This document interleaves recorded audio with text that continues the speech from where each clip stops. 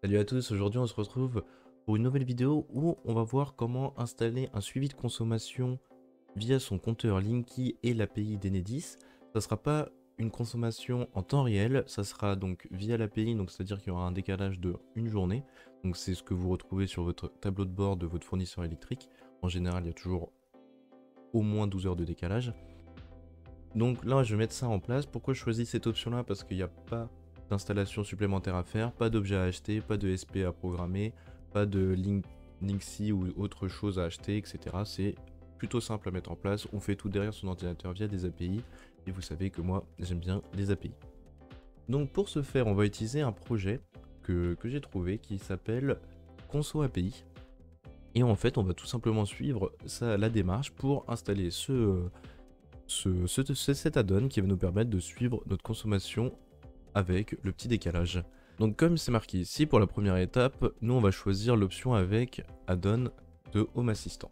Donc on va sur la page GitHub, ils nous disent qu'il nous faut bien un long compteur Linky, ça c'est évident, un compte client chez Enedis, et accepter la consommation de données. Donc moi je n'ai pas de compte client chez Enedis et j'ai toujours pas accepté la consommation de données, donc on va faire ça ensemble. Donc on clique sur tutoriel, gérer l'accès à mes données. Donc ça nous ouvre ça.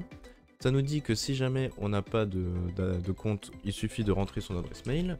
Donc moi, j'ai pas de compte, je rentre mon adresse mail. Suivant, on dit de saisir mes informations et on crée un compte. Une fois que le mail est arrivé, vous cliquez sur finaliser mon inscription. Ils vont vous demander un mot de passe, vous mettez le mot de passe que vous voulez, on valide. Et voilà.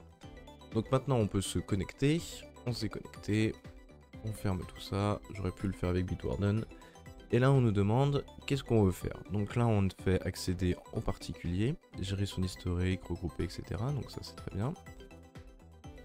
Donc nous sommes d'accord avec tout ce qu'il nous dit, je vous laisse lire ça, et là il faut remplir toutes les informations. Une fois que vous avez écrit votre code et validé votre numéro de téléphone, vous arrivez sur cette page, et là vous cliquez sur ajouter un compteur.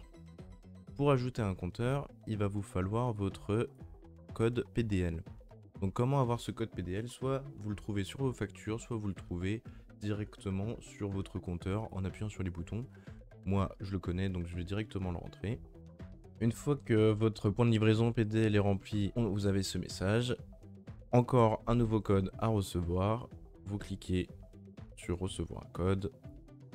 Donc cette fois-ci, c'est un code à 6 chiffres et pas à 4 chiffres. On me rentre le code, on continue, et là on peut accéder aux informations du compteur. Donc là nous avons mon compteur, et on peut voir ma consommation, suivre ma consommation, et en fait, là pour l'instant, il n'y a rien d'activé.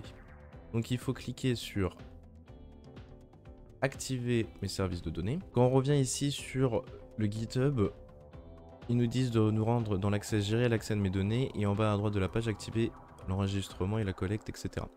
Donc on va sur cette page, et donc là on voit que l'enregistrement est bien activé, et là on fait j'active la collecte. Donc ça va être désactivé au bout de 3 ans, mais là c'est activé. Donc voilà, là c'était les parties un peu pénibles sur Enedis, maintenant on va passer aux parties un peu plus intéressantes. Donc maintenant, il nous faut, comme indiqué sur les prérequis, un token d'accès à générer sur Conso API. Donc là quand on va sur Conso API, il faut qu'on génère un token d'accès.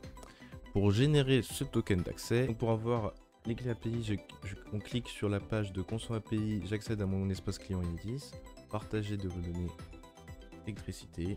Donc là, on regarde si c'est bien un autre compteur, je consens librement à partager sur 3 ans. On valide, et là, nous avons nos clés API. Donc, maintenant qu'on a ces clés, il faut les garder convenablement. On clique sur cliquer ici pour l'installer. Donc là on ajoute le GitHub, donc là on va taper Linky et on tombe sur ici, donc Linky, donc c'est bien ce qu'on a ajouté, et on va cliquer sur installer. Pendant que ça s'installe, on peut regarder la suite de la configuration. Une fois la non installée, il faut aller sur configuration, puis dans l'encadré Made Rules, il faudra remplir tout ça. Donc ça, ne vous inquiétez pas, on va le faire ensemble. Donc on attend que ça s'installe, hop, c'est installé. On le démarre pas tout de suite parce qu'il faut renseigner le PRM, le token, le PRM ici et le token. Parce qu'en fait, nous avons un suivi de consommation et un suivi de production. Moi, je ne vais pas utiliser le suivi de production parce que je n'ai pas de production d'électricité chez moi, je n'ai pas de panneaux solaires, d'éoliennes ou autre chose. Donc, ça sera pas bon. Donc, PRM, qu'est-ce que c'est? C'est votre numéro à 14 chiffres. Et donc, du coup, on peut cliquer sur la page d'exemple si jamais on ne sait pas ce que c'est. Et donc là, il a tout de suite reconnu par rapport à le lien d'avant.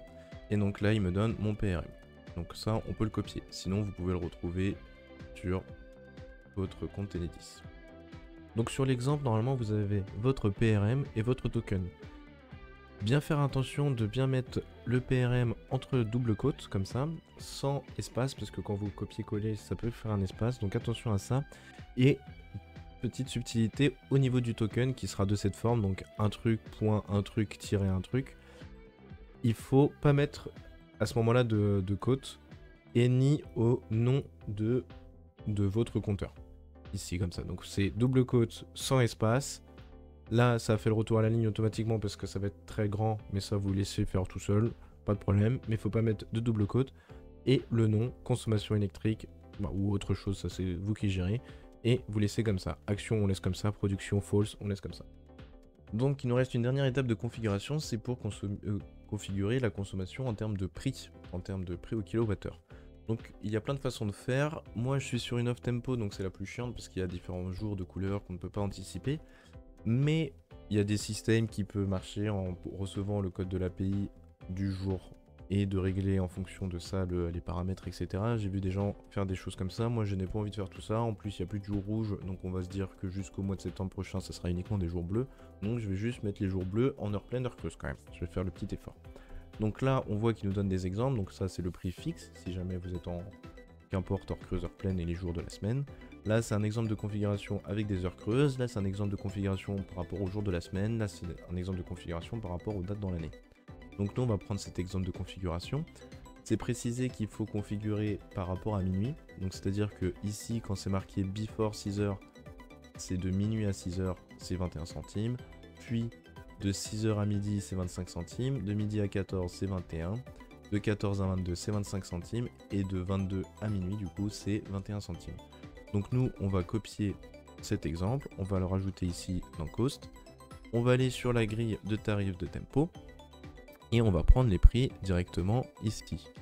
Donc là on voit, moi j'ai un 6 kVA, je sais pas exactement à quoi ça correspond. Ici on est en centimes du kilowattheure et nous il faut qu'on le mette en euros. Donc on va juste faire la petite conversion. Donc hop, et voilà, la conversion est faite. Et on va mettre les heures pleines ici. On retourne ici. Et hop, voilà. Donc nous... les heures pleines et les heures creuses, c'est de... Moi, mes heures pleines, heures creuses sont de 6h à 22h. Donc, on peut laisser comme ça. Before 6h, c'est 12 centimes à presque 13 centimes. Ensuite, de 6h à 22, on va mettre directement... ça va être ce prix-là. On peut supprimer ces quelques lignes ici et remettre ce prix-là pour après 22h. Donc, ça fait bien de 22h à minuit, c'est le prix heure creuse. De minuit à 6h, c'est le prix heure creuse. Et de 6h à 22h, c'est le prix heure pleine. Donc, maintenant que c'est fait, on peut cliquer sur démarrer. Une fois que le module complémentaire est démarré, il faut qu'on l'ajoute sur notre tableau de bord. Donc on peut aller sur le tableau de bord énergie, cliquer sur ajouter une consommation et là vous aurez votre tableau de bord avec votre numéro. Vous pouvez cliquer sur suivre les coûts, comme indiqué, une entité de suivi des coûts totaux. Donc on sélectionne bien entité de suivi des coûts totaux avec le Electric Cost et on clique sur enregistrer. Suivant, panneau solaire, j'en ai pas, batterie de stockage, j'en ai pas, consommation de gaz, je ne le suis pas, peut-être qu'un jour je vais le mettre en place, l'eau, pareil, et voilà. Et donc maintenant, nous aurons tous les jours à 9h à peu près, je crois, j'aurai mon suivi de consommation. Vous pouvez voir à quelle heure la mise à jour se fera quand vous allez dans les modules complémentaires. Sur la documentation, c'est précisé qu'en fait, ils mettent une heure aléatoire. On peut le retrouver ici. Ils mettent une heure aléatoire pour éviter de spammer. Parce qu'en gros, c'est quelqu'un qui a payé les services d'Enedis pour avoir accès aux API en mode entreprise.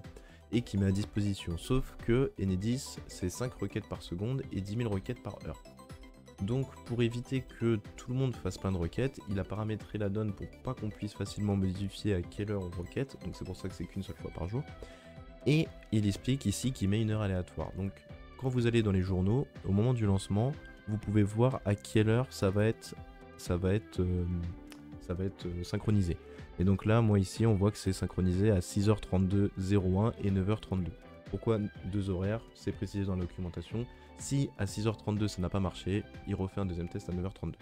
Donc maintenant, demain à 6h32, je vais voir si ça a bien marché. Petit point pour préciser que lorsque on active la donne, il récupère directement 1 an de consommation électrique. Donc là en fait on peut voir qu'en naviguant sur notre panneau de bord énergie, on voit tout de suite notre consommation électrique des derniers jours. Nous sommes le lendemain du tournage de la vidéo et là on voit bien que ma consommation électrique de la journée de la veille a été enregistrée.